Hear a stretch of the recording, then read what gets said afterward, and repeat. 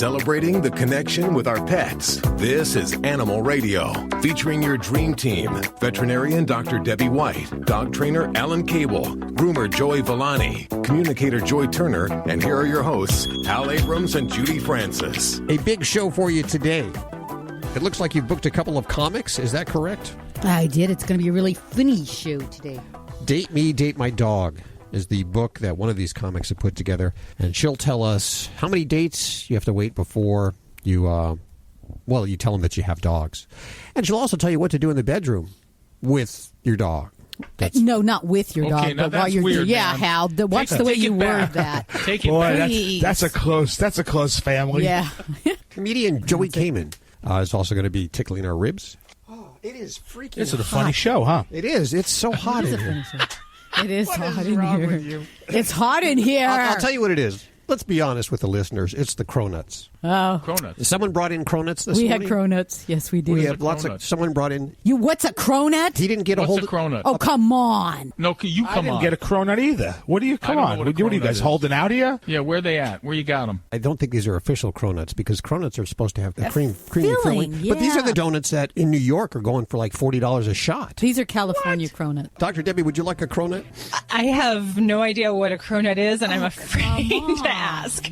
It's a pre-existing condition. You got to know what a cronut is. Oh my gosh, you're going to love this. This is a fried croissant with just like a donut, except not donut dough, croissant dough, and dipped in sugar. And we're all buzzing on this, and we're celebrating today. Well, thank goodness. I thought you had some kind of reproductive disease that we had to get you over to the doc. How can I get one? Well, we're all out for you, Yeah, buddy. sorry. Yeah, sorry about I'm that. not talking about that. I'm talking about a reproductive disease. Where do I get one of those? Don't look at me. Okay, let's see. Let's turn the page. Is he on the phone there? Do we have him yet?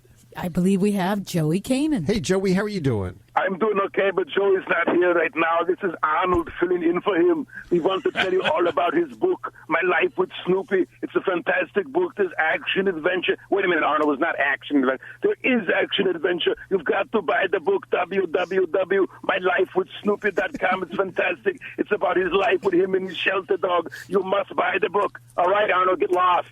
Oh, wait a minute. Yeah, we I wanted to know if Arnold allowed the animals in the bedroom when he was making love to... Only when I was with Guatemalans would I have an animal in the bedroom. But I don't need animals because I am an animal. I'm not an animal. What are you talking about? Who smacks to hell? I love you. We are with Joey Camen, and he's a comedian. He's actually done a lot of different things. You kind of typecast as a comedian, but you're actually now an author, and you do a lot of voices, many voices. You actually had a role model. Who was it? Dawes Butler, when I was very young. Dawes Butler, who was the voice of Yogi Bear, Huckleberry Hound, and tons of other characters. When I first starting when I was very young, when I was like 18 years old, he took me under his wing, and I became his protege. And that was a great person to learn from. I was doing stand-up comedy at the time, that young. I was doing it at 17. Met him at 18, and he helped me with my confidence and to polish my voices and that sort of thing, and help me with my acting skills. Currently, I do, if anybody's listening who has kids, and you have video game, and it's called the Skylanders series. Now, the Skylanders series has sold over $1 billion of games and toys. I do one of the most popular characters in the series named Terrafin, and Terrafin talks like this. It's feeding time. It's feeding time, y'all. It's feeding time. That's his tagline. So, and that's So Terrafin, and I do another character named Boomer, too. It's like, blow it up. And that's for the people with kids will know that.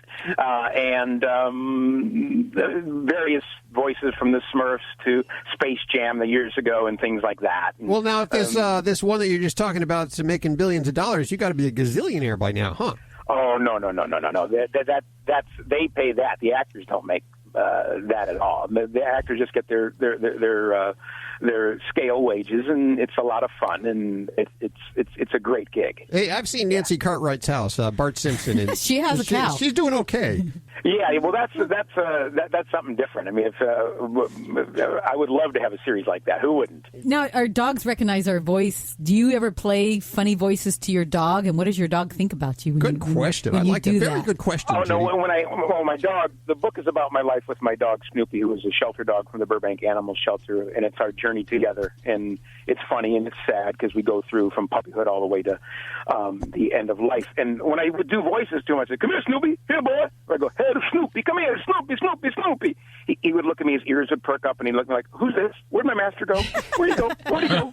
You know, so they don't understand. My energy changes because when I do a voice, my whole body language changes. You know, my nostrils dilate. I turn into another person, and it would just freak them out. You know, so I wouldn't do that to him too much, but it was a lot of fun.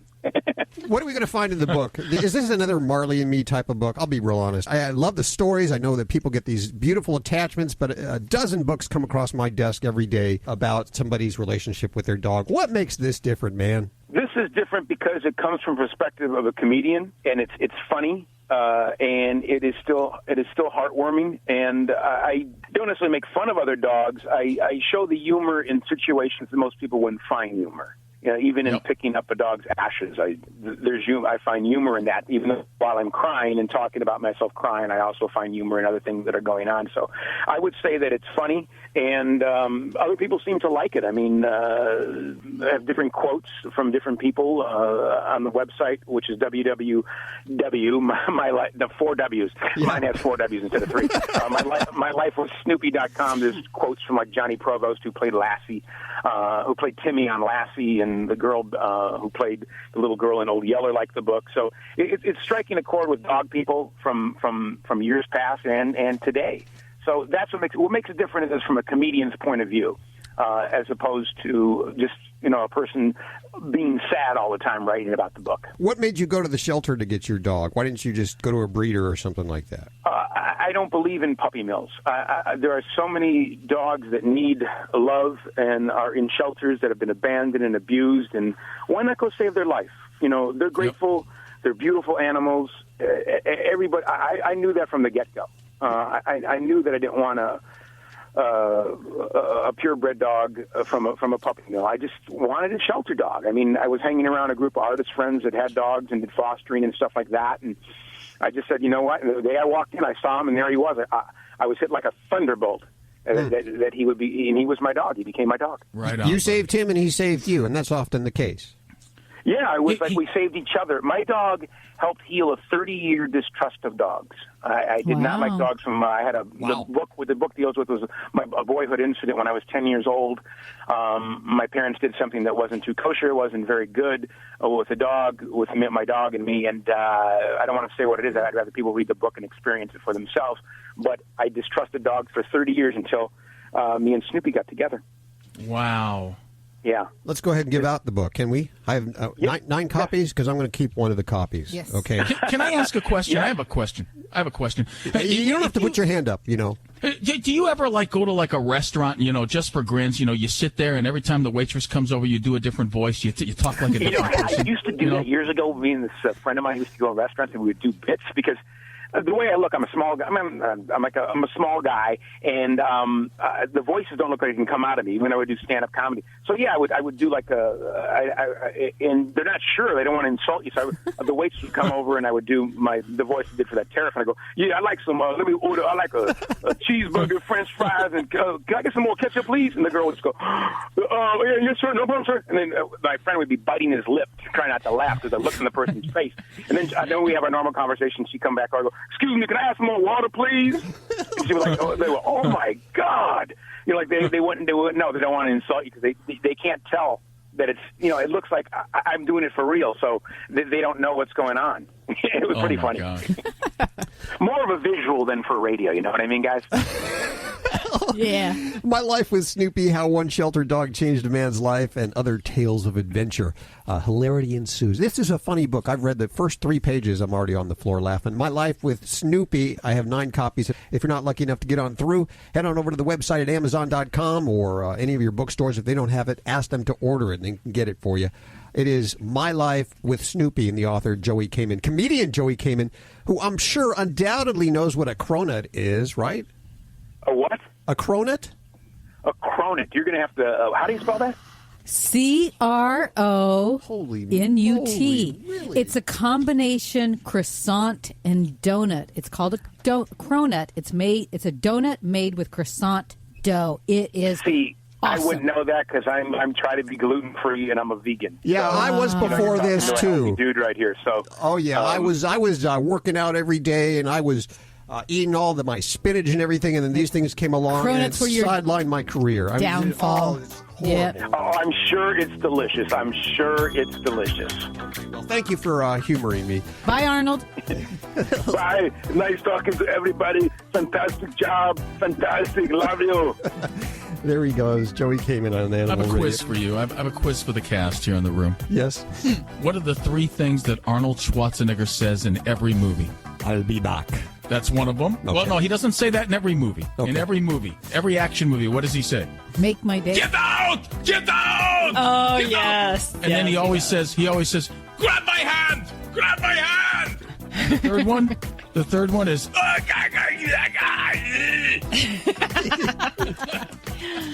That's funny. You're listening to Animal Radio. Call the Dream Team now with the free Animal Radio app for iPhone and Android. Don't forget you can get your fix of Animal Radio anytime with the free Animal Radio app for iPhone and Android. Download it now.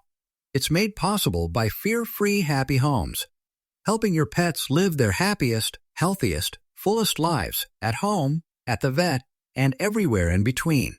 Visit them at fearfreehappyhomes.com.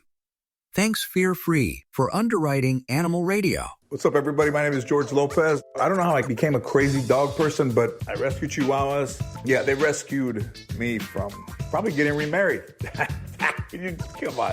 You know, these dogs are incredibly helpful to all of our lives, and I think that's what it's all about. I'm glad they can't talk, though, because I don't need to have anybody know how many times I come down in the middle of the night for something to eat. Please, always adopt dogs. Never buy them. And always spay or neuter.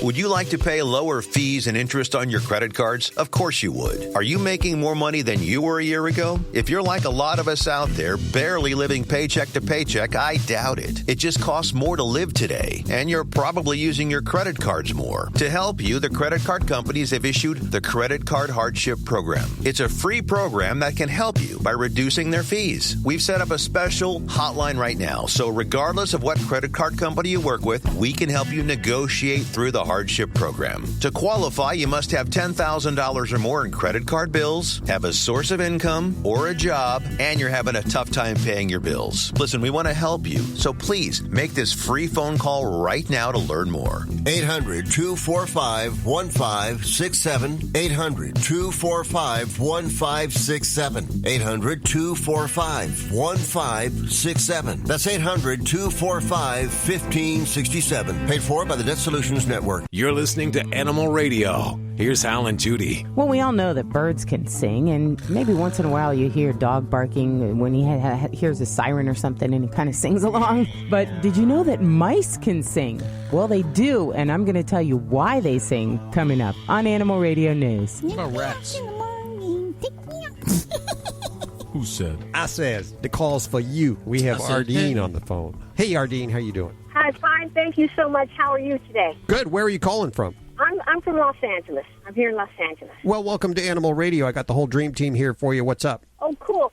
Thank you so much. Well, I have a little pit bull that's about 18 months old, and I've had him since he was 2 months old, and we've been walking around the neighborhood for, ever since he's like 2 months old, every morning, and on the backside of our yard, on the backside of our block, there are these little dogs that are always inside their gate, and they go crazy when they see him coming by. I guess they're peeking outside their gate. Well, before he would be able to walk by them, and, he gets a little excited, but I'm able to calm him down, and he walks by. Well, for the past several months, the dogs have not been there, but yesterday, I guess, for some reason, their owners let them out again.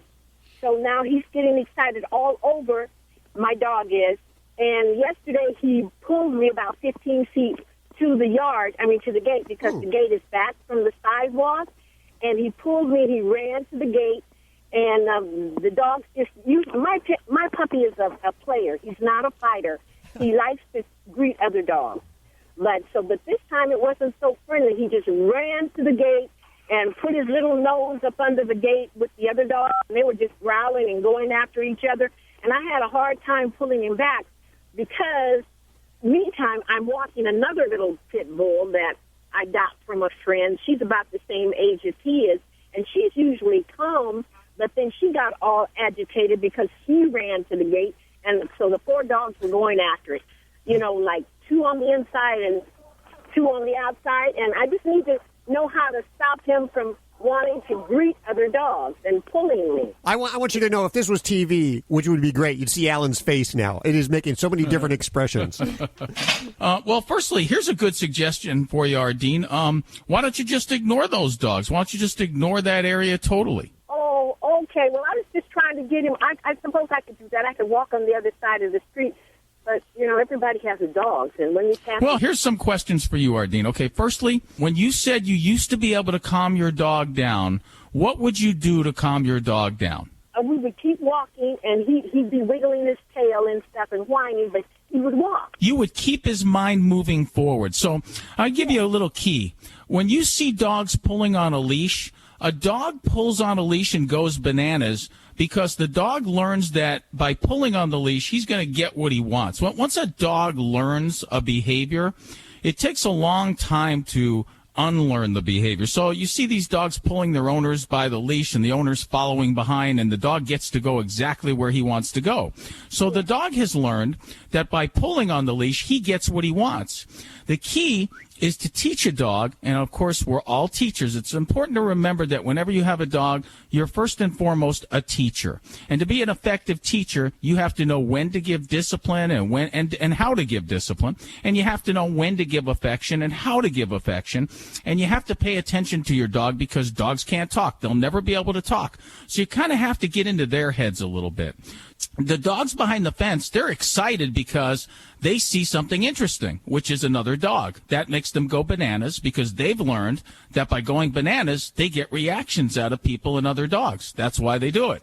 And because they're probably bored and they don't get enough exercise. You can start, before you walk your dog, if you have a yard or you have an area where you can tire them out, it's always easier to teach tired dogs things than it is to teach, dogs that are just revved up things. So if you can tire them out before his walk, that would be great. And the second thing is, you know where those dogs are, and you know how your dog's going to react when he sees those dogs. So what you want to do is you want to teach your dog to walk really politely on a leash. And there's all different kinds of ways to do that. You can be creative. One of my favorite ways is to just stand with my dog on a leash with no distractions in the yard, and I like to put a treat like 10 feet in front of him. And when he makes his move to get the treat to pull me on the leash, I just stand or walk backwards. I don't move. I'm a tree. As soon as the leash is loose and lax, I start moving slowly towards the tree. If he tightens the leash up again, I stop and move back to the starting point. They learn very quickly that what you want is a nice, loose, relaxed leash. And when that happens, that's when you move him towards the treat and let him have the treat. That's just one game I like to play. And it teaches your dog to walk politely along your side. So the last suggestion is that when you know those dogs are behind that fence and you know your dog's about to get crazy and you're walking towards those dogs, you stop. You stop like a tree and you just stand there and you don't move. Or you turn the opposite direction and move away and repeat. So you have to have a lot of patience to do this, sweetie. You've got to do it over and over and over again because your dog has learned that he can get to where he wants to go by pulling you.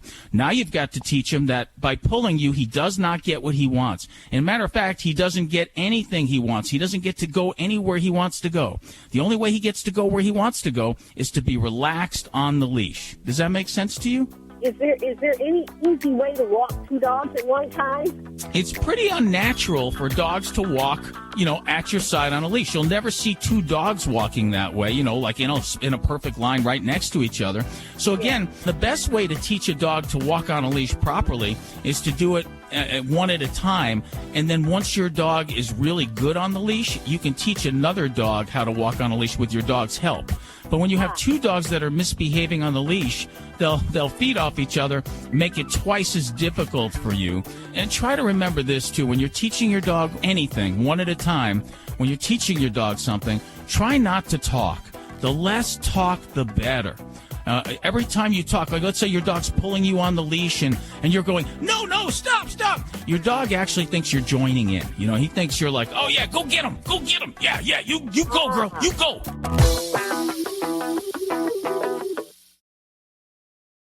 We all love children, and many of us have an old car, truck, or van in the driveway. Find the Children has a great way for you to put your unwanted vehicle to good use. Keep listening. Every year, thousands of kids go missing. Trust me, it's a parent's worst nightmare. When a child goes missing, every moment counts, and you need all of the help you can get. Find the Children is a non-profit organization dedicated to locating missing children and bringing them home safely. You can help support their mission by donating your car, truck, van, or SUV. A towing company will come and pick up your car for free, running or not, and the donation of your car is tax deductible. Your help is providing the funds they need to continue their services. Call now, donate your old vehicle to Find the Children, and get free pickup. Here's the number: 800-711-5096. 800-711-5096. 800-711-5096. That's 800-711-5096. This is an Animal Radio News Update.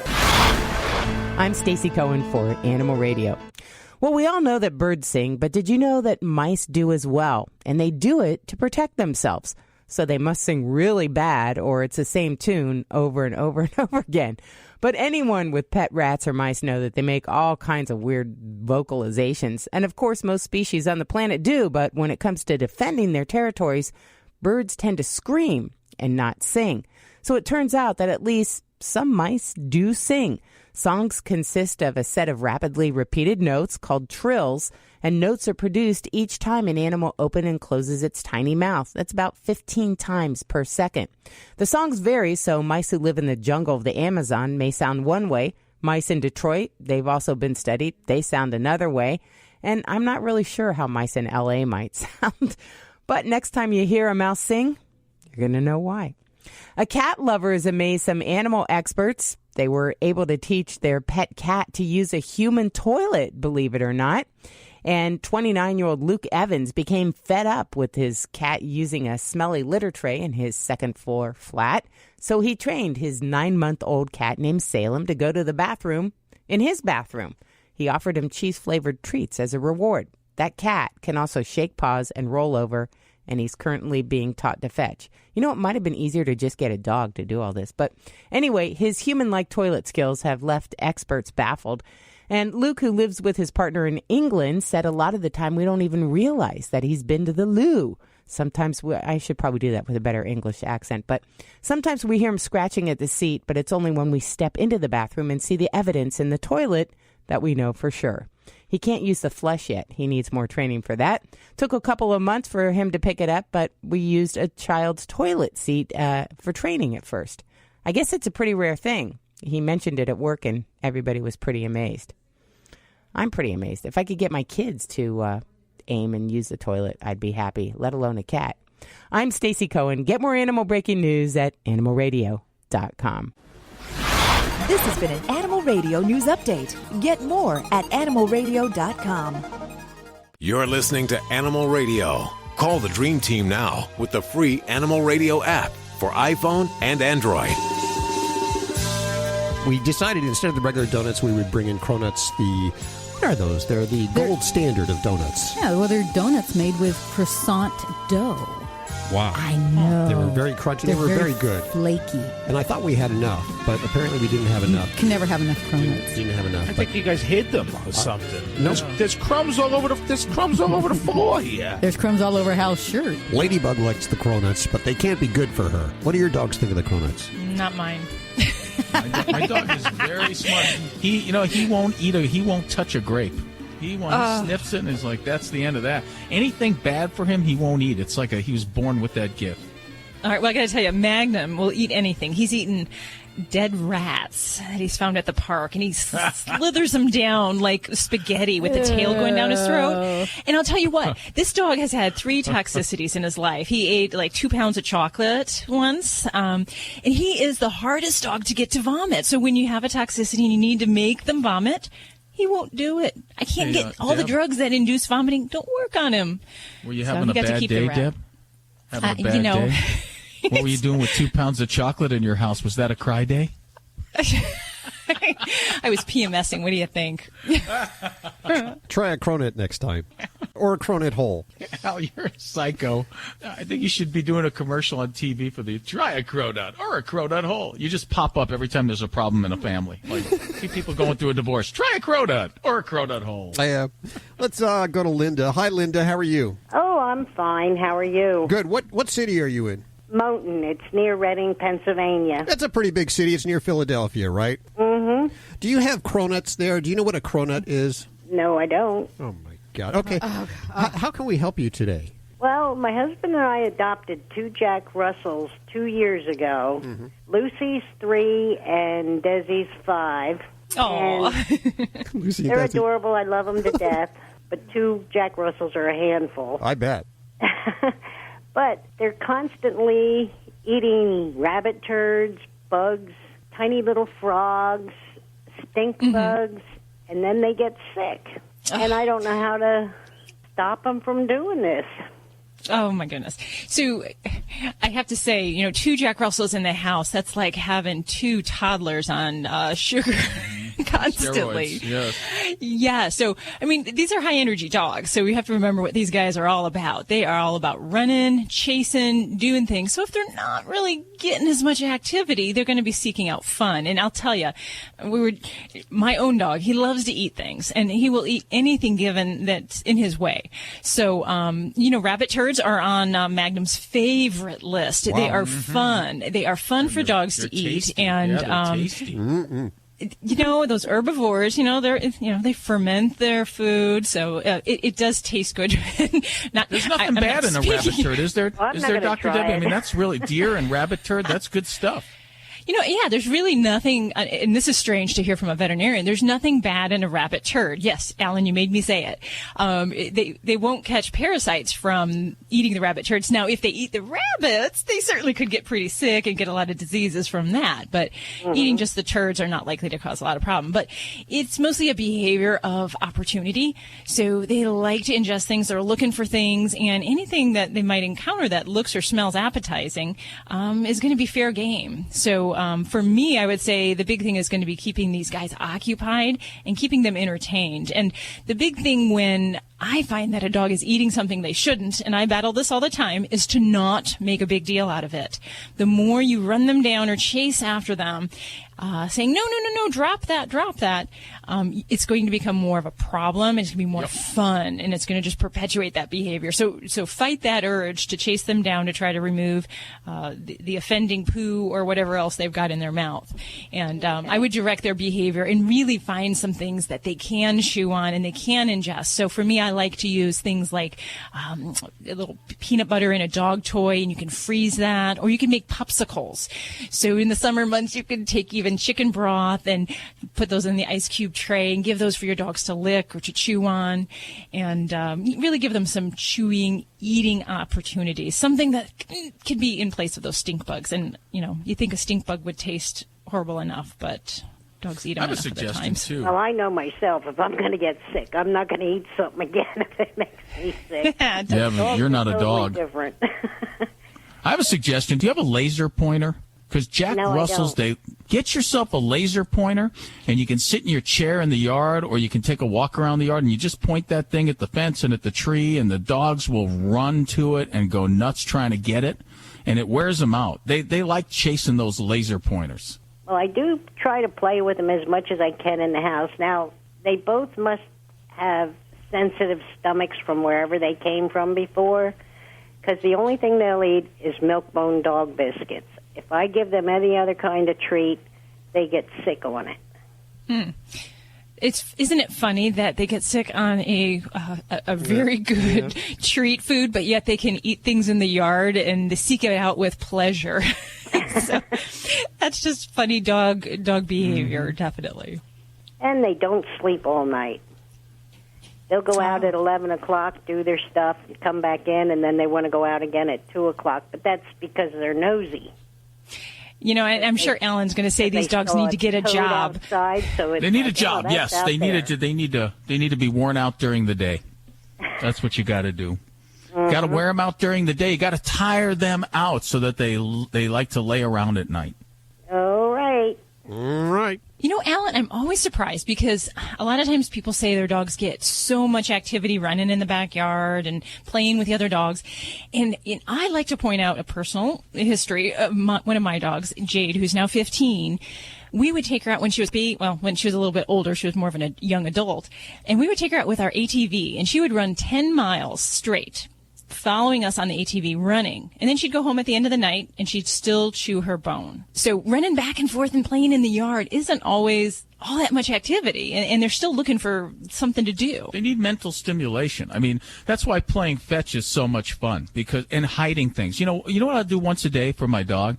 I take a hot dog and I cut it up into about 30 pieces. And then I tell him to go down, stay, and he hangs out. He already knows the routine. And I hide the hot dog pieces all over the yard. And then I go free. And he goes and he hunts for the hot dog pieces. It takes him about 35 minutes. It's very mentally stimulating. Then later on that day, my kids have to play with him every day. We rotate. We take turns. He's got a red ball. And we just throw that sucker for 45 minutes, and he just runs his butt off and brings it back. His butt off and brings it back. You do that the same thing with the kids, though, too. You make them hunt for the hot dog, too, right? Exactly. For dinner? Hunt for your dinner? Exactly. So then the end of the day comes. We got a routine. It's all about structure. So I bring him in the house. I give him his food, and he lays there all night, and all the next day. I wake up in the morning, 9, 10 o'clock. I'm like, hey, you want to go out? No, he just lays there. I have to go, okay, it's time to go out, buddy. And then he gets up and, he doesn't claw at the door. He waits by my leg. I pet him. I open the door. I give him the signal. Okay, go out there. Just remember He's so smart. Yes. Sit, Alan, sit. Here's a hot dog. Thank you. I will.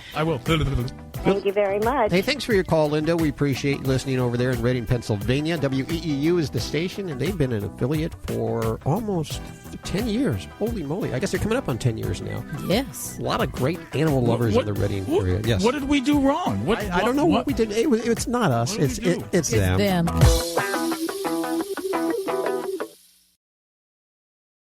Thousands of authors across the country have written books and published them with Page Publishing. If you've written a book, they can help you through the process, cut through the confusion of the publishing world to make it easy for you. If they decide to publish your book, your work ends, theirs begins. From copy editing and proofing to typesetting and book cover art. Plus, get your book printed, distributed, and sold on Amazon, Apple Books, Barnes & Noble, and in bookstores across the country. They even help promote your book. Biography, self-help, mystery, novels, sci-fi, or even a children's book. No matter what genre, Page Publishing can bring your book to life. And don't forget to ask about audiobooks. We do all of this for you. Call today for your free writer's guide packed with tips, tricks, and templates to help you finish what you started. 800-215-6815. 800-215-6815. 800-215-6815. That's 800-215-6815. You're listening to Animal Radio. Here's Hal and Judy. And Judy says Tony's on the phone for Dr. Debbie. Hey, Tony.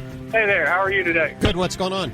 Hey, I was calling. I have a cat. I have an exotic short-haired cat. I don't know if you're familiar with the breed. It's Persian. Yeah, they're short-haired Persians, basically, and it's considered the extreme exotic short-haired because it has the complete flat face. And I got this little girl from a breeder, and she sold it real cheap. The reason being is part of her face, I guess it has something to do with her nostrils and her nose. It's something on the inside makes her where she constantly has a runny nose, and when she sneezes, she'll literally sling mucus all over the place. But she said that there really wasn't nothing that could be done. But some vets have said that, there could be surgeries or antibiotics or something. I was wondering if I could get an idea of what you would think if you've seen this before. Oh gosh, yes. And I have to say I love exotic short hairs, but they don't like me. I am very allergic to the breed, along with some different other exotic short hair breeds. They just make me itchy, sneezy, so I start blowing snot all over the place. But as far as for kitties that do this, and you mentioned Persians and some of the exotic short-haired breeds, they definitely can have a propensity for chronic rhinitis, some eye discharge, and some degree of that can be normal. However, I usually characterize those kitties as the ones having just a little bit of just the brown to mucousy eye boogers and nose boogers. If we've actually got snot, and snot is, in my book, equals green or a boogery kind of consistency, then we really have more of an infection component or a rhinitis that's going on. So we may very well have some kind of a chronic viral and or bacterial infection. And we know that actually 90% of the cases of kitties with these respiratory snuffly cases, they're generally viral, which means that they can come and go, can be a chronic problem, can actually be worsened at certain times in their life when they're stressed, they're nervous, other things are going on in their kitty life. So it may not be that there's nothing that can be done, but it may mean that you need to look at what you can do to help control her symptoms and to try to help things out. So if I hear someone say, oh, we just can't do anything to help my kitty, I like to make sure that that's truly the fact. And I think there could be some things done for your baby. Just depends on how well we can control that. And, it is a battle. And there are some cats. I've had cases where kitties with chronic snuffling cases where they're blowing boogers all over the walls, we do our best to manage that, make them as comfortable as possible. And some kitties, it means long-term antibiotics. Sometimes we'll put them on antivirals or even things like lysine that can help with the herpes virus that is very common in these kitties. Now, that would help with the cat symptoms? It can, yeah, because the great majority of these kitties have a viral infection. And of those, 90% of those infections are actually due to herpes virus and calicivirus, which kind of have that waxing and waning course. So lysine is one thing that can help disrupt herpes virus replication in animals as well as people. So we can supplement with that. And there's treats, there's pastes, and all sorts of things like that we can use. Also, sometimes, these antibiotics we'll use on a long-term basis for kitties, and we find a low dose of something that can actually help, maybe control things. And for some kitties, I like to look at whether or not we've done some diagnostics, because I've had some cats where we can't get a handle on things, and they can actually develop little polyps, little kind of growths in the back of the throat or in the sinus passage. And they can even have where the cartilage just gets so diseased after a lifetime of all this snuffling and discharge and so forth, that the cartilage in the nose actually gets kind of dead, or what we call necrotic, and it actually has to be cleaned out with surgery. So there's a lot that can be done. It just kind of depends on establishing where your particular kitty is, and that might mean if you haven't had her to a vet yet, to check that out. I would definitely recommend you do that. Let them take a good look, a listen, maybe run some basic lab work, and try some of the routine therapies, an antibiotic, an antiviral, maybe a lysine supplement. For some people, if you're really good and your cat's really accepting, you can do nasal flushes. But it's not for everyone, because the scratches can be immense for some cats with having that done. But there's definitely, like I said, there's a lot we can try for your baby. Yes, she's a very sweet cat, and basically the breeder said that nobody wanted her because of what she does. And she had, now some days she has good days to where there's not that much discharge or anything, and the eye discharge is really annoying too, because it's a really dark brown, and it can actually smell real bad too. Mm-hmm. And she just said that the vets had told her that they couldn't do anything, but we had noticed that some of the mucus coming out was the green color, which is viral and everything. And that's bacterial usually, if we got green. Yeah. We just thought maybe there's some type of medication or treatment that we could do for her to make her more comfortable, because now when she gets in a sneeze fit, she will literally sneeze, 10 times, just sit there and we have to grab her real quick and hold her, and we'll wipe the stuff up and everything, but calm her down, because it's very traumatic for her. Oh, absolutely. And definitely there's a lot of discomfort that these kitties can go through. And so, yeah, I would say definitely if you're describing stuff that smells coming out of her eyes or her nose, by all means, yes, this baby needs some medication and let's get her on some antibiotics. You know, there's even some nice anti-inflammatories and antihistamines we'll use with cats. But I think we just got to make that step, get to the vet, and let's try getting her on at least some management tools that you can do at home, whether they're eye drops, medications, or even things like humidity that we can add to her environment to help allow her to bring up those snots a little bit more effectively with less irritation. And we're getting into cold flu season here, so this is probably a great thing for anyone who's suffering through this. And I know I just went through a respiratory infection myself. It really sucks. So I can't urge you enough to get that baby into the vet. At least get a basic plan of how we can help her with some medicine.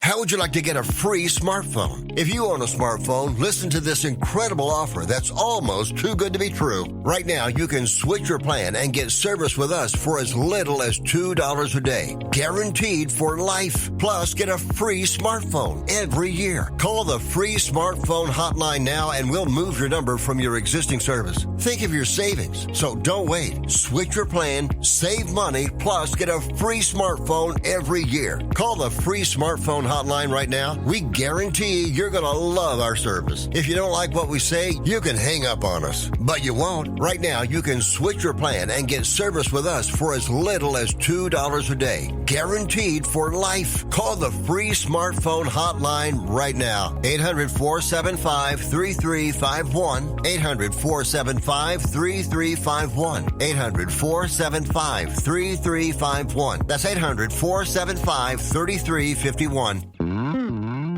Celebrating the connection with our pets. This is Animal Radio, featuring your dream team, veterinarian Dr. Debbie White and groomer Joey Villani. And here are your hosts, Hal Abrams and Judy Francis. This hour, we're talking to a lady who says 70% of female respondents said they'd marry their dog if they could.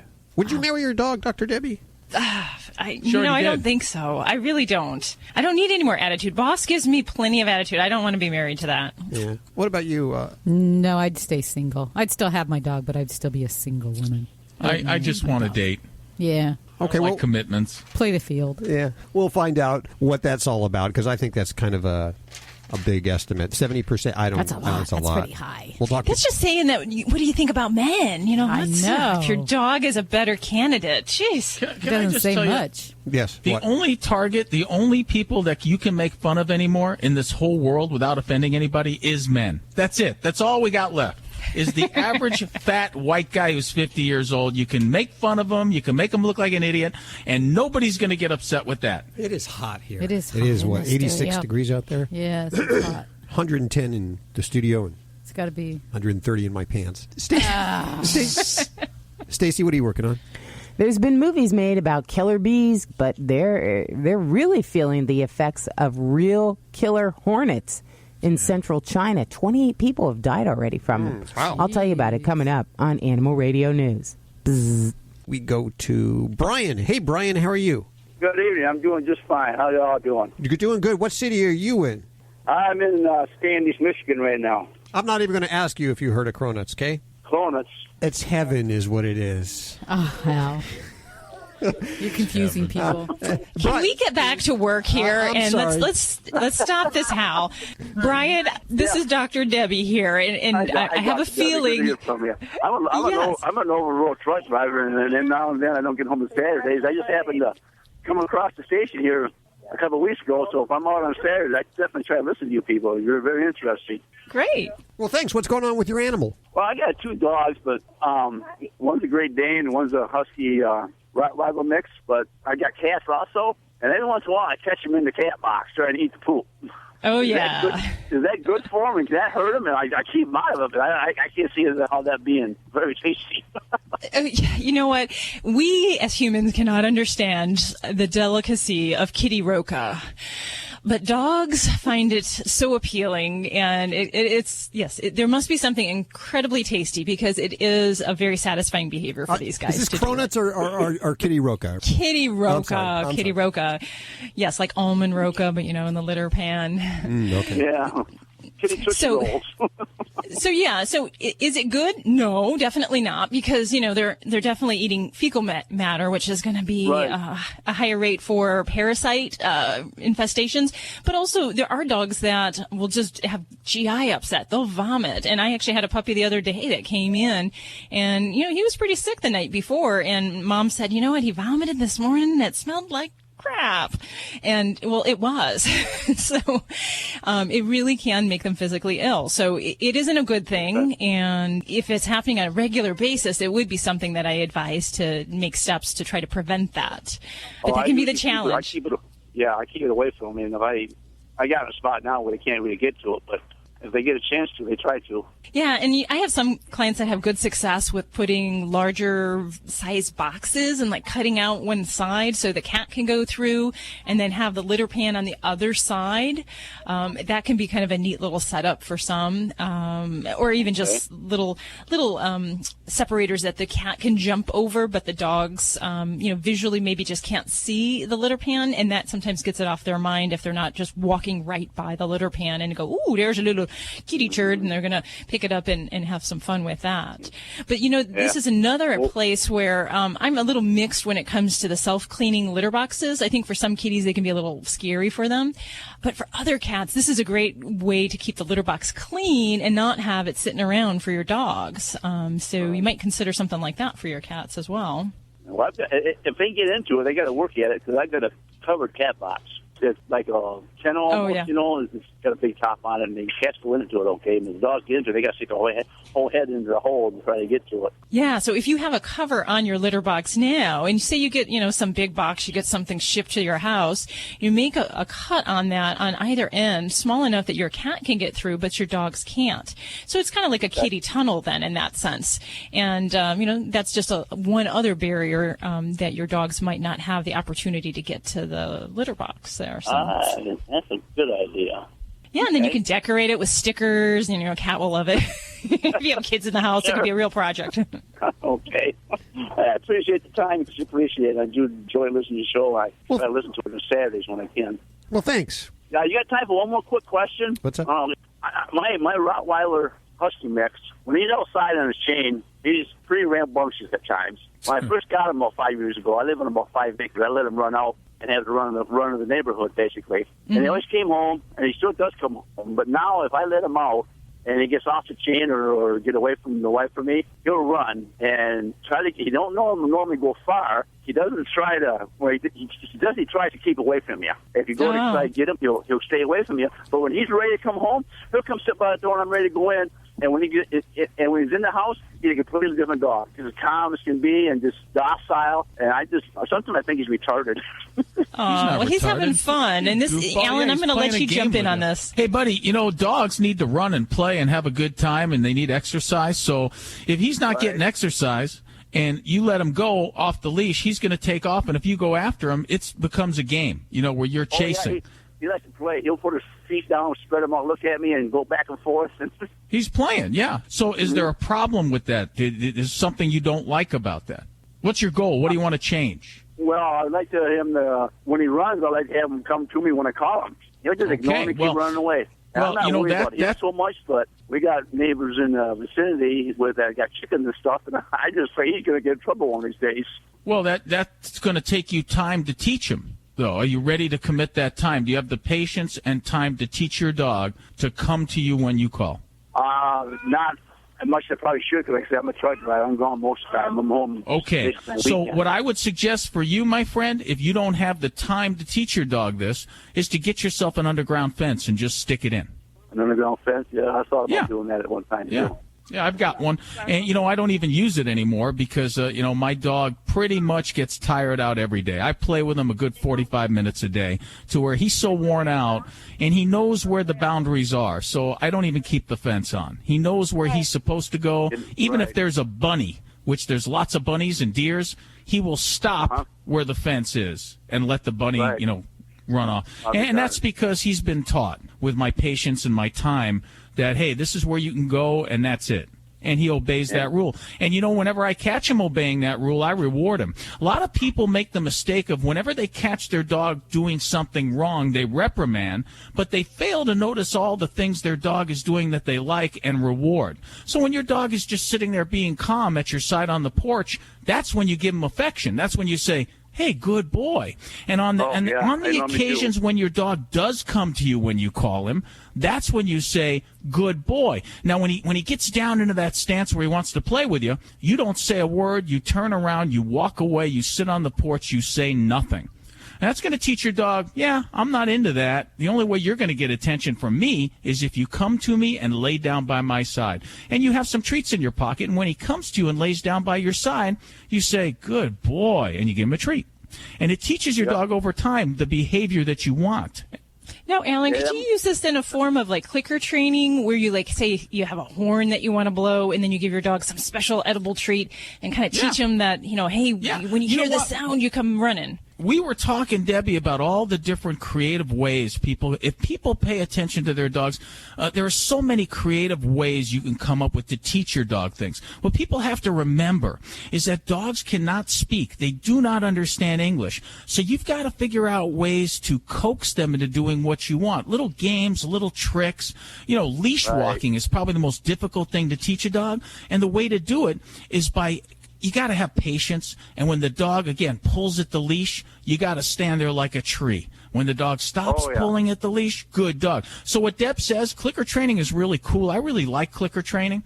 You have to learn how to do it, though, and you have to commit the time. As with anything, teaching a dog takes a little time, and it takes patience. People think that when their dog is doing something they don't like, they can correct it in a day. It doesn't work like that. No. It doesn't work like that. Because once a dog... I think it's my fault, too, because when I first got him was young, I just let him run and have a good time. And now he thinks he gets you know what, buddy? Let me tell you what to do. I'll give you something to do that will give you immediate results. Yeah. Do not let your dog out of the house anymore without a leash on. Bring him out of the house with a leash on and walk him for 10 minutes at your side. Teach him to walk by your side for 10 minutes. Tell him he's a good dog when he's not pulling at the leash. Then let him off the leash and give him a hand signal to let him know, okay, you're free now. Make him work for his freedom. He will have much more respect for you. Much more. Always enter the house first. Always leave the house first. Always control the food. Yep, I do and that. Don't let him outside of your house off the leash anymore. Even if it's only for 5 minutes, make him work at getting his freedom. Okay. Makes sense. If he's a dog that likes to fetch and bring stuff back, teach him how to bring a ball back and play with him for 35, 40 minutes, and he won't want to run away anymore. Trust me. Okay, I will try that. I know he does like to play stick. I throw a stick, he'll get it. Then he won't let me get it right away. I got to kind of get it from him. Then he'll pull on it. We got to play a little game of tug of war before he let go. You don't want to do that. See, that's again, you're buying into his game. He's setting the rules. The rule is you throw the stick, then you go sit in your chair and you wait. That's all you do, and he will bring it back to you. It might take 5-10 minutes. He might get distracted. He might go sniffing around. Then you go, hey, get your stick after about 10 minutes, and he will learn to bring you the stick. Trust me. Okay, I'll definitely give that a shot. I really will. Good luck on that, Brian. I appreciate your time. No problem. Anytime. What's that? Anytime you need some help, you just give us a holler, okay? I will do. Now that I got your website and everything, I'm going to get my wife. I don't get one the real smartphone, but she got one. I'm going to get your app downloaded. Does she bring her stick back when you throw it? Oh, stop, Alan. Hey. Stop it. Don't listen to him. No, she makes me chase it. Good answer. Brian, you're a good man. Thanks for the call, Brian. Appreciate it. Yeah, he's going to download the free Animal Radio app for iPhone and Android. You should do it right now.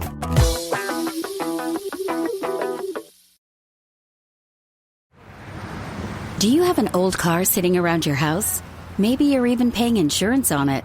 Well, if you don't need that car anymore, donate it, running or not, to the United Breast Cancer Foundation. They will even come and pick it up for free and give you a receipt for a tax donation. Breast cancer screening could save the life of someone you love. And right now, they need your help.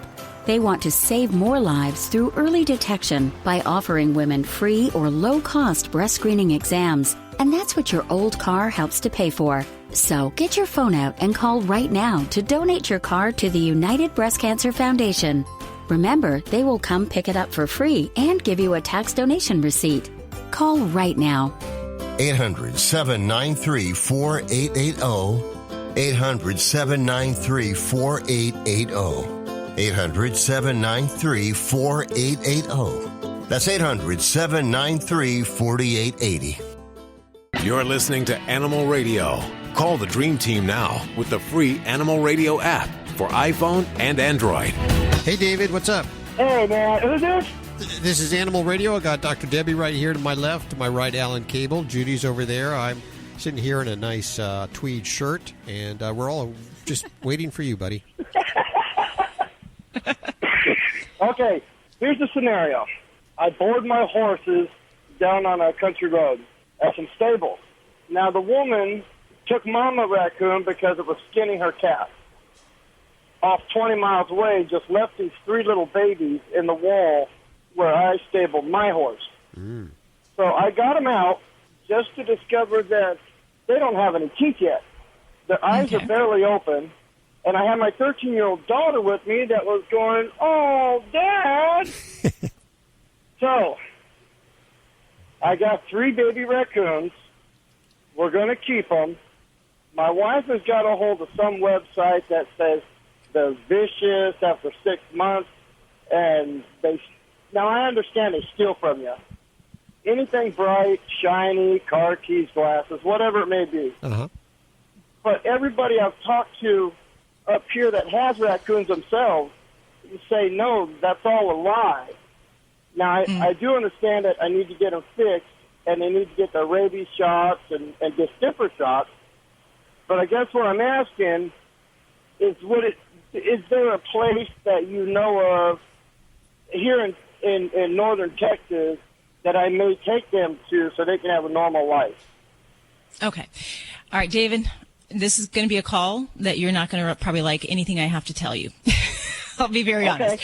Okay. The honest truth about raccoons as pets is they make pathetic pets. Now, there may be exceptions, but generally, these are wild animals. So even if they're raised generations in captivity, when they hit maturity, generally by 2 years of age, they become aggressive, they get big, and they become destructive. But that's only one part of the equation. The biggest part of the equation that I have is human health. And there are several conditions and diseases that are putting yourself and your children in jeopardy. And as a veterinarian who is trained in zoonotic diseases, diseases that affect people and animals, the raccoon is definitely not a pet I would recommend to have around children. And the reason is many. One is because in the United States, the raccoon is the most common vector or carrier for rabies. And actually 36% of wildlife cases are because of raccoons. So it is not a critter that I recommend. Now, the reason is because if a human is bitten by, even if you've kept this baby indoors, they've never been outside, you're confident it's never been exposed to rabies. If this raccoon were to bite any human individual, it needs to be put to sleep. And that is one of the big challenges with people who raise raccoons. So in order to raise raccoons, you need to have a wildlife rehabilitation license, and that would be the person I would recommend that you take these babies to. And you can check with your state health and animal control units. They can direct you on that. But there's yet another disease that's even, just as terrifying, that can affect people that raccoons carry. And they have a type of roundworm called Balis ascaris. And they shed massive quantities of this parasite in their feces, thousands of eggs every day, and contaminate environments. And this worm, when it develops into people, it causes severe neurologic disease or death.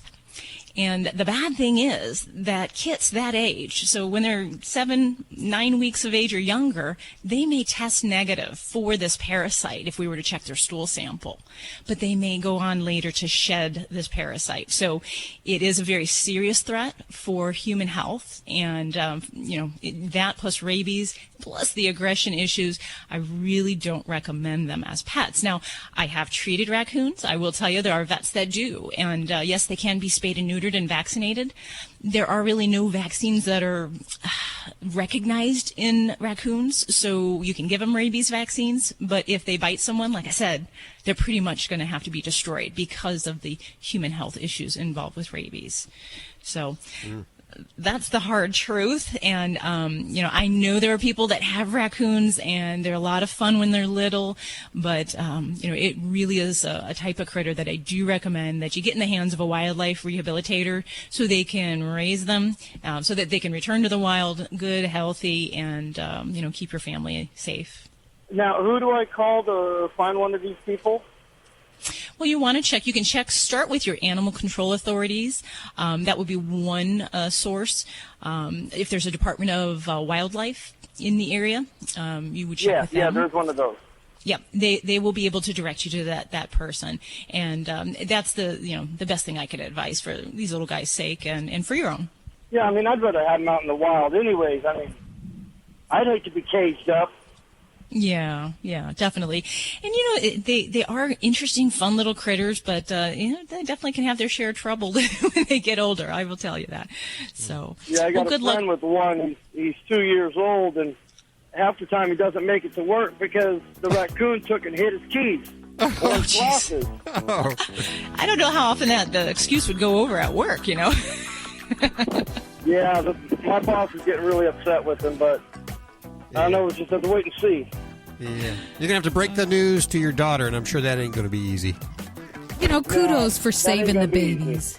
Kudos. Tell her she did a good thing. The babies were saved, and now they're going to go on to live a happy life in the wild where they should be. All righty. Thank you very much. Hey, thanks for your call today, David. We appreciate it. I forget to mention that they're illegal in a lot of states. Oh. Raccoons are illegal as pets. In some states, raccoons are illegal as pets, and not only that, you could be fined up to $20,000 if you keep them as pets. So it would be very prudent to check with your wildlife authorities. You're listening to Animal Radio. Call the Dream Team now with the free Animal Radio app for iPhone and Android. Hey, this is Monzo Worms for Animal Radio, and you know what you got to do. Be good to your pets, spayed and neutered. Do your dogs go nuts when they hear fireworks or during a bad thunderstorm? It's not their fault. They have sensitive ears. You love your dog, and so do we. That's why we developed a perfect solution for your loved pets by eliminating the harmful noise. It's called Doggy Hush, a unique waterproof set of headphones that go over your dog's ears. They're so comfortable, your dog won't even know they're wearing them. And when this happens, your dog will feel and stay safe and stress-free. Go to doggyhush.com. Enter the promo code we're about to give you for a free special gift. Again, buy Doggy Hush for your dog today and protect your dog's ears from fireworks, thunderstorms, and a lot more harmful noises. Go to doggyhush.com and enter this promo code, Radio4. Radio and the number 4. Go to doggyhush.com right now and enter the promo code Radio4. Again, that's promo code Radio4. Hey y'all, it's Lisa Matassa and you're listening to Animal Radio. This is an Animal Radio News Update. I'm Stacey Cohen for Animal Radio. Well, you know what? I'm the type of person when there's a bee, I'm gone. I'll run for miles to get away from it. According to The Guardian, there have been 28 people so far who have died and hundreds have been injured in a wave of attacks by giant hornets in central China. The hornets are also known as Vespa mandarinia, and they reportedly chase people for hundreds of miles and then stung them as many as 200 times. The venom from these stings can cause shock and kidney failure. And as if you wouldn't die from sheer terror, the average stinger on a giant Asian hornet, it measures about 1/4 of an inch. That's like getting a shot. Poachers have devised a sinister and cowardly way of killing African elephants. They're poisoning them with cyanide. At least 100 African elephants have been poisoned in recent days, and that's from just one place in Zimbabwe. Hwange National Park. It's the largest game reservation in the nation. The poachers place salt laced with cyanide around the water holes where the elephants drink, and then the elephants eat the salt and they die from the poison. There were 8 poachers. 3 of them have been caught and sentenced so far. Cyanide leads to an agonizing death for elephants. They fall to the ground and then poachers come and they remove those valuable tusks. A research team is making some new claims that Bigfoot is real. And that came through Adrian's visual sightings and Richard's visual sightings. And me and my family, we came across a large footprint in the Colorado mountains and And so things like that shook your reality. Dennis Fohl, he's with the Sasquatch Genome Project. He showed several video clips of tall, hairy creatures at a news conference in Dallas. The footage was reportedly presented by an entrepreneur to promote an upcoming documentary, but some observers say that one of the clips has been around since 2005. Hey, diddle diddle, the cat and the fiddle, the cow jumped over the moon might seem like a simple nursery rhyme, but to an extent, it rings true. Animals have long blazed trails for human space explorers, and now comes word that a feline from Iran is going to be the latest to join this storied group of travelers. A senior space program official for the Iranian government announced that the country plans to send a cat, of course it's a Persian cat, to space. This comes on the heels of Iran's unconfirmed attempt to send a monkey earlier this year. You know, there's actually been a lot of animals that have been spent. They've sent dogs numerous times actually into space, and I think even a cat a long time ago. So it'll be interesting to see if it eats hummus when it's up there or what the deal is. We'll find out, and I'm going to report it to you. You can count on that. I'm Stacey Cohen. Get more animal breaking news at animalradio.com. This has been an Animal Radio News Update. Get more at animalradio.com. You're listening to Animal Radio. Here's Hal and Judy. Are you feeling warm and fuzzy? I feel good all under. Our next guest has a book called Date Me, Date My Dog. And finally. Yeah, well. If you date me, you're going to date my dog, too. Oh, I get it. It's a word package. That was like my bird. Yeah. My bird had to approve my, all my dates before my wife. I'm serious. Exactly. Otherwise, the bird would go under the couch and bite them at their ankles. Well, they say that animals are, the best test of That's right. Of a spouse or a partner or girlfriend or boyfriend. If your animals like them, then, that's all you need. That's it. So we welcome to the airwaves Leigh Anne Jasheway. Is it Jasheway? Hi, Leigh Anne. Jasheway. How are you doing, Leigh Anne? I'm great. How are you? Good. I just started your book this morning. Don't you hate it when somebody... It won't take you very long. It's a short book. Well, Hal reads a little slow. I like the pictures. They're mostly just milk bones, so you must be part canine. So did you have trouble with meeting men and them not liking your dogs or your animals? No, actually, I have no trouble meeting men.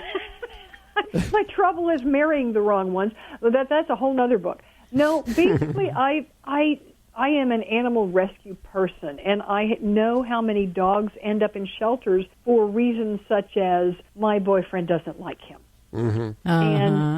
And being a humorist who's also an animal welfare person, I thought, well, maybe I could, help out a little bit in a humorous way to help young women especially, because, young women aren't really sure of who they are and whether their dog is a phase they're going through. And so I wanted to just make a funny book that says, hey, dog lover is who you are, and don't go for a guy that puts himself between you or your dog.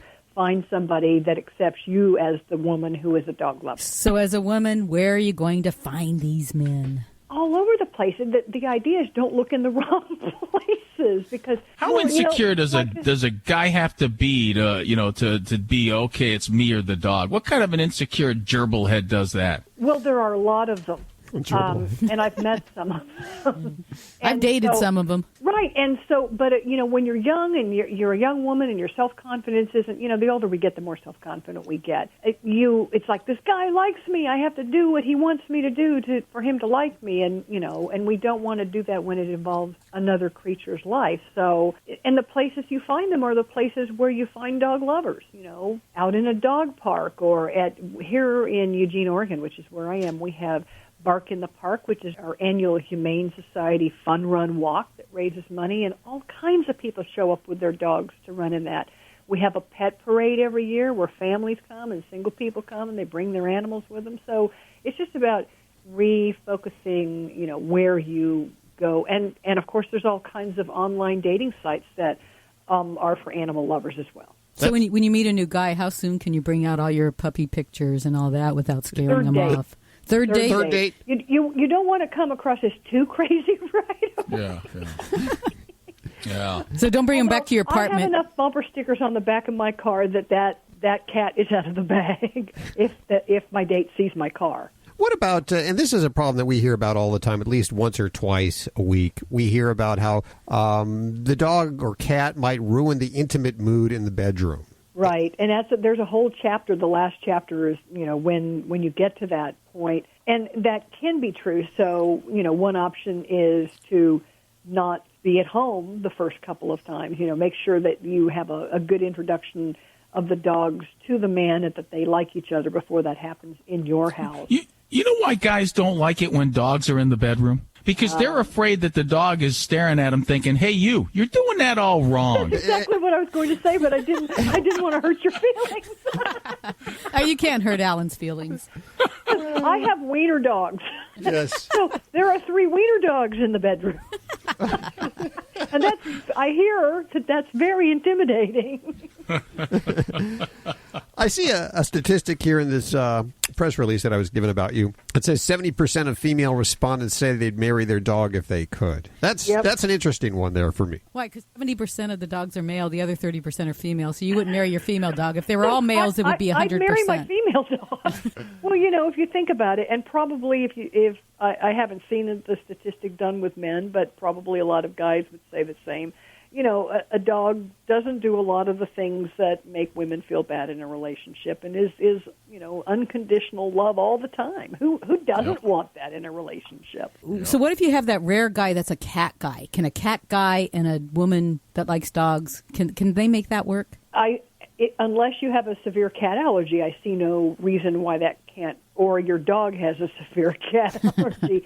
By that I mean is not good around cats. Can I just say that sounds like a great pilot for NBC right there. Yeah. A guy and a woman meeting. One's got the big dog, the other one's got the Persian cat. Can they get together? Exactly. Can they get together? And it needs to go beyond that, because it's like if you come into my house, right away that dogs are a major component of my life, because there are 4 ramps to the furniture in my small living room.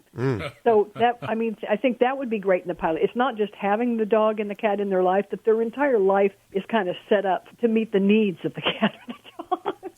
Yeah. So let's say you've had those first few dates and things seem to be going really well. You really like the guy and everything, and you tell him about the dogs and that doesn't work out. What is a good way just to let him off the hook? Let him go, throw him back in the water. It's not you, it's not me, it's the dog. Yep. And by the way, I do recommend, and only slightly tongue-in-cheek, that you do bring your dog on the first date. Oh, really? Yeah, because, dogs are really, most dogs, some dogs don't like anybody. So if your dog doesn't like anybody, you can't use that as a predictor of whether somebody's right for you. But dogs are really good. I would not hire a contractor if my dog didn't like him. So why should I date a guy? Dogs are a good judge of character. Right. So don't go to a movie or an expensive restaurant where a dog would be out of place. Have a date in a park and play Frisbee with a dog, or if you have a dachshund, throw the Frisbee, have the dachshund stare at it and go, what was that? But it gives your dog the opportunity to meet the guy and, give his or her communication about it, because, dogs say a lot. They certainly do. Of course, if you're a guy and you're going out on a date with a woman who has a dog, it doesn't hurt to put chopped meat in your pockets. Oh, that's a good idea.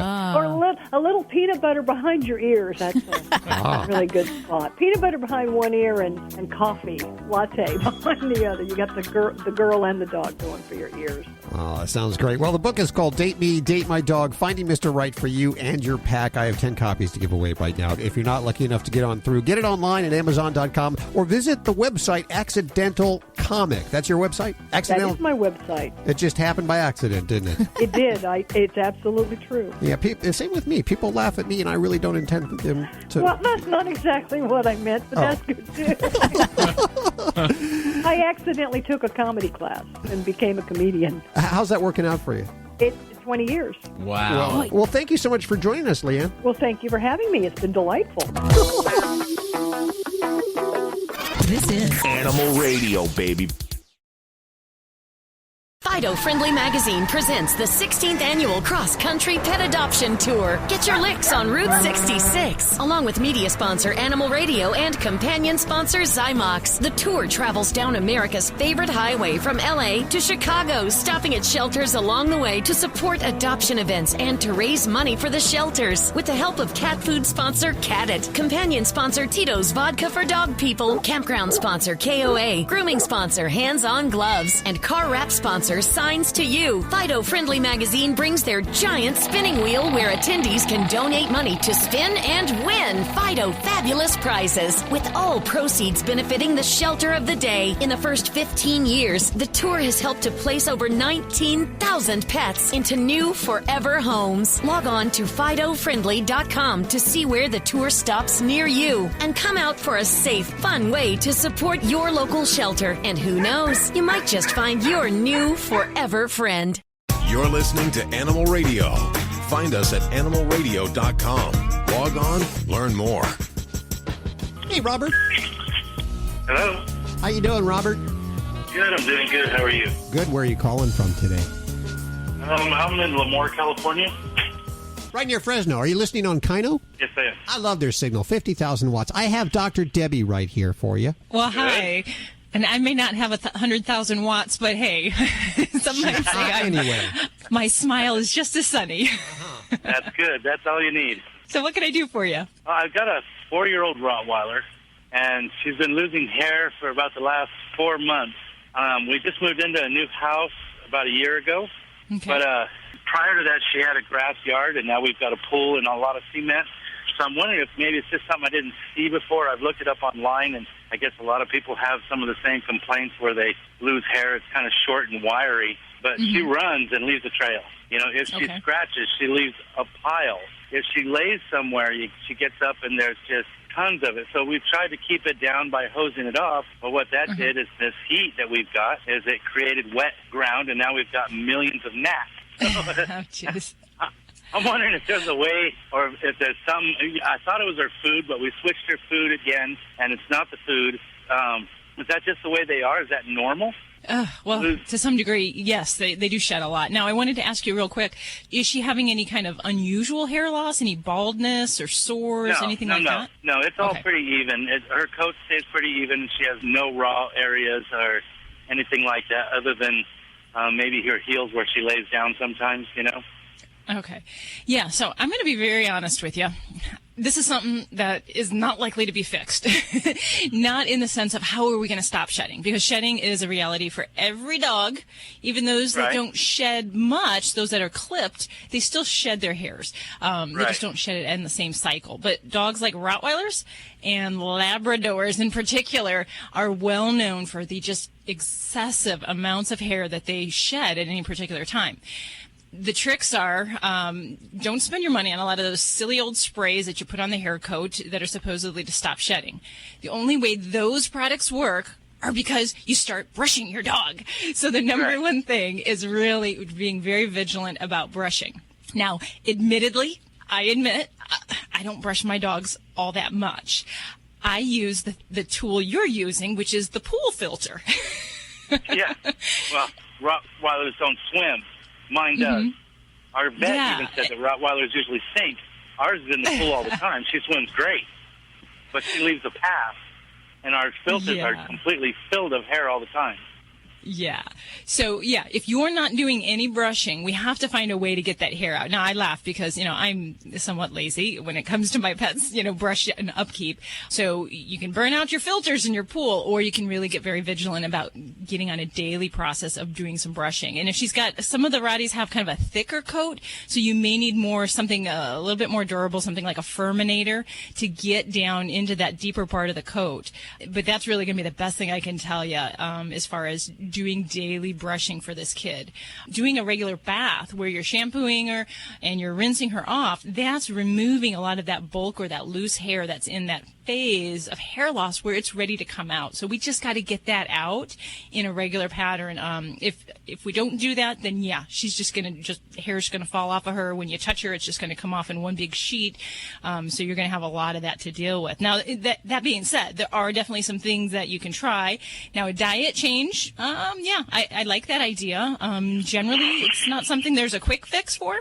So I try to give that maybe 4 weeks to 8 weeks to really see how that reflects on the pet's hair coat, because it does take that long until we get new hair growth in. The other thing would be, making sure she's, in good sound health. Some pets, we look at things like thyroid disorders that can cause excessive hair loss. Usually we get passionate with that. That's not a, she's very healthy. That's not a problem at all. And she only eats the rice and lamb meal. I don't give her any corn. So, I mean, she's very healthy, very agile, but the problem is it's just the hair is just immense. It's just, I mean, and I've never noticed it before. In the 4 years that we've had her, I've never noticed the hair falling out. Prior to getting her, I did a lot of checking on Rottweilers. I've only had Huskies, and those I'm familiar with the hair, and that's not a problem. Oh, my gosh, Most of that you can just rake up. It's actually really fluffy, and it's easy to clean. But the Rottweiler has short, black, wiry hair, and it's very difficult to clean, and it's everywhere. I mean, just everywhere. Totally different. Yeah, it certainly is. But nowhere online does it say that, people have a problem with that particular breed shedding. So any of the people that are out there that are thinking about getting a Rottweiler, be ready for hair, because there's a lot. There's a warning for you. That's about it, just to brush her daily. Brush her daily, yeah. And I mean, there's a lot of supplements out there. I'm a fan of using things like fatty acids if the hair coat's in bad quality, or we're worried about, things like allergies.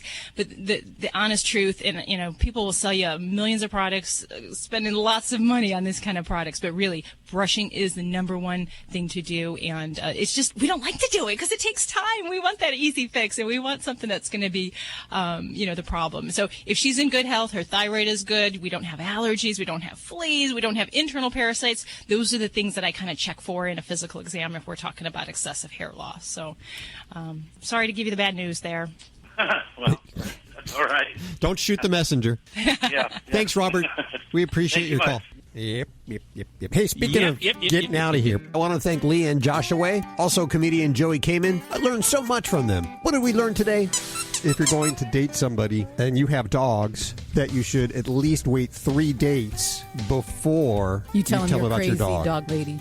We also learned that it's okay to have the dogs in the bedroom when you're making love to your old man. Mm-hmm. Did we learn I don't know about that. I don't agree. Not at all. We'll catch you next week right here for most of you. Radio stations. Bye. What we're prohibited by law. Thanks, guys. All right, guys. Have a good weekend.